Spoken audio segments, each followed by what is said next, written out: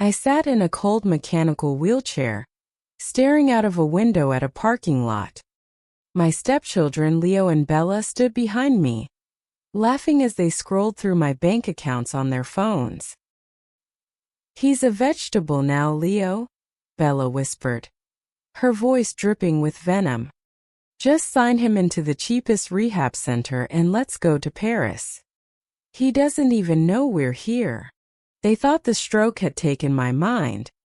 They thought I couldn't hear them call me an obsolete ATM. They were wrong. I heard every word. And while they were busy planning how to spend my millions, I was busy planning how to make sure they never see a single cent again. I didn't leave my legacy to my blood. I left it to the only person who treated me like a human being. Welcome to Revenge Insight. This is the story of the final will. Edward Thorne was a man who had built a kingdom from nothing. For 40 years he was the lion of the tech industry, a man whose name was synonymous with power and wealth.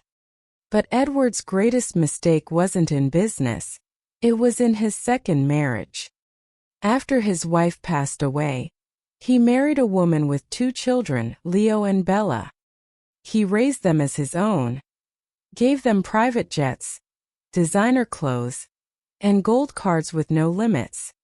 He thought he was buying a family. He didn't realize he was feeding vultures. When the stroke hit Edward during a board meeting, his world went black.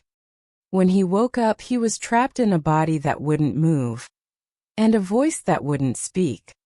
But his mind, his sharp billionaire mind, was fully awake. He watched from the hospital bed as his stepchildren walked in. Not with tears, but with lawyers. They didn't ask how he was. They asked where the keys to the private vault were kept. They were already measuring his crown before his heart had even stabilized. Edward expected to be taken home to his mansion, with private doctors and the comfort of his own library. Instead, Leo and Bella transferred him to Willow Creek, a rundown, understaffed rehabilitation center on the edge of the city. "It's for your own good, Dad," Leo lied, checking his Rolex, a gift Edward had bought him. "They have specialists here. We'll be back to check on you." Eventually, the facility smelled of industrial bleach and neglect.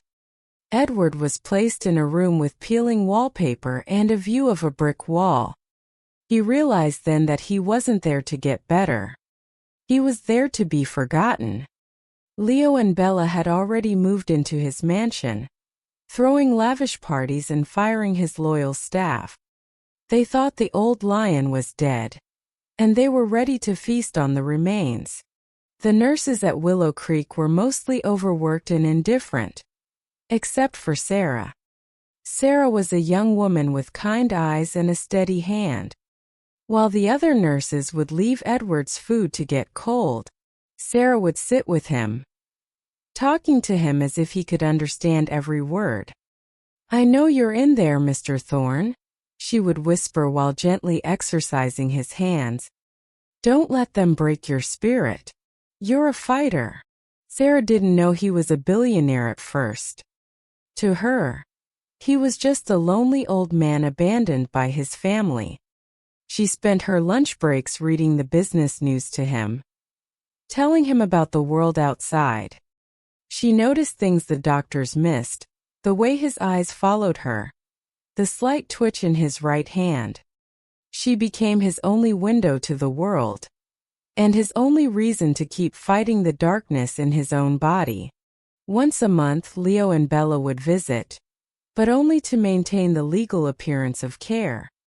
They would stand at the foot of his bed, dressed in clothes that cost more than the entire facility's monthly budget. Still nothing. Bella would sigh, checking her reflection in her phone screen. "God, this place is depressing. Let's just sign the final power of attorney papers and get out of here. The lawyer says we need his thumbprint." They would grab Edward's hand, his heavy, unresponsive hand, and try to force it onto documents. Edward would scream inside his head. A silent roar of fury. He watched as they laughed about selling his vintage car collection. He watched as Bella bragged about the $10,000 shoes she bought with his emergency fund. They treated him like a piece of furniture, a useless relic of a past life. They had no idea that Sarah was watching them from the doorway, her heart breaking for the man they were destroying. Under Sarah's secret, dedicated care, the miracle began to happen. It started with a single finger, then a hand. Sarah kept it a secret from the rest of the staff, and especially from Leo and Bella. "Let them think you're still weak, Edward," she whispered. "We need time. If they know you're recovering, they'll move you somewhere even worse. Or worse." Edward spent his nights practicing his movements, pushing through the agonizing pain. He began to regain his speech, starting with a raspy whisper. The first word he spoke wasn't a name. It was justice. Sarah helped him contact his original attorney, the one Leo and Bella had fired. They met in secret in the facility's garden under the cover of night. Edward was back, and the lion was ready to hunt. The final straw came when Leo and Bella visited with a new plan. Edward was sitting in his wheelchair, pretending to be catatonic. "The rehab center is too expensive, Bella," Leo said, pacing the room. "I've talked to a guy. We can move him to a state ward in the middle of nowhere for a fraction of the price. Nobody will ever find him. Then we can finally declare him legally dead and sell the company to the competitors." Bella giggled. "Finally. I'm tired of waiting for him to kick the bucket. I want the yacht, Leo. And I want it now." They laughed, a cold echoing sound that filled the small room. They left without even a glance back at the man who had given them everything. Edward sat in the silence, his hands gripping the armrests of his chair so hard his knuckles turned white. The plan was set. He wouldn't just leave them. He would erase them. Edward worked with his attorney and Sarah to draft a new trust. He moved every single asset, the mansion, the company, the private jets, and the offshore accounts, into a private foundation. The terms were simple. Edward was the sole controller, but in the event of his death or permanent incapacity, the entire estate would be managed by Sarah, with the funds dedicated to improving elder care and nursing. As for Leo and Bella, Edward set up a special legacy clause. He didn't cut them out completely yet. He wanted them to feel the moment the rug was pulled out from under them. He waited for the day of his eviction from the rehab center. The day they planned to dump him in a state ward would be the day they lost their world. Leo and Bella arrived at Willow Creek with two burly men to move Edward. They were smiling, ready to close the final chapter on their problem.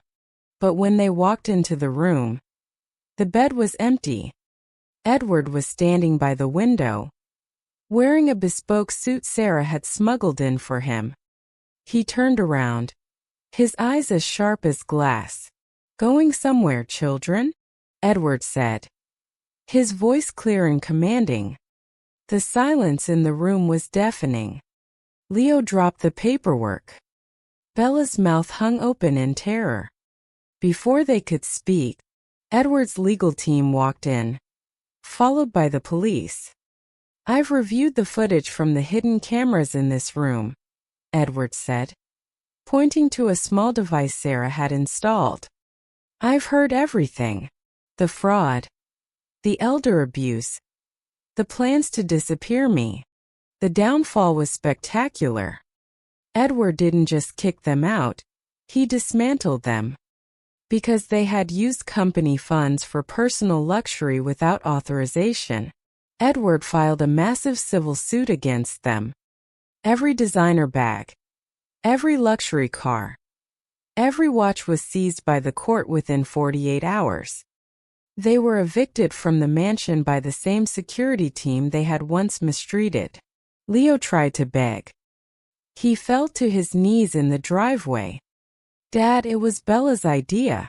I was just confused." Bella screamed and cursed, blaming everyone but herself.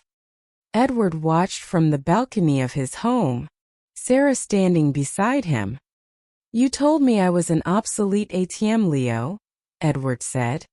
His voice projected through the intercom. "Well, the machine is permanently out of service for you. Go find a job. I hear the rehab center needs a janitor." Edward returned to his company. But he was a different man. He didn't care about the billions as much as he cared about the people. He appointed Sarah as the director of the Thorne Foundation, giving her a salary that ensured her family would never struggle again. They transformed Willow Creek into a world-class facility, ensuring no other elderly person would ever feel abandoned. Leo and Bella ended up in a tiny cramped apartment, working minimum wage jobs they were totally unqualified for. They spent their nights arguing over who was to blame, while Edward spent his nights in his library, finally at peace. He had lost a family of blood, but he had found a family of spirit. The lion had survived the vultures, and his kingdom was finally truly in good hands. Justice had been served, not with anger, but with a cold, calculated, and perfect final will. Thank you for watching this story of resilience and the ultimate family reckoning on Revenge Insight. Edward's story is a powerful reminder that those who care for us in our darkest hours are the ones truly worthy of our light. What did you think of Edward's choice to leave everything to his nurse? Was he right to give the spoiled stepchildren a taste of their own medicine? Let us know your thoughts in the comments below. If you believe that integrity and kindness are worth more than a name, please like this video and subscribe to our channel for more epic stories of justice. Stay wise, stay strong, and always protect your own legacy. Until next time.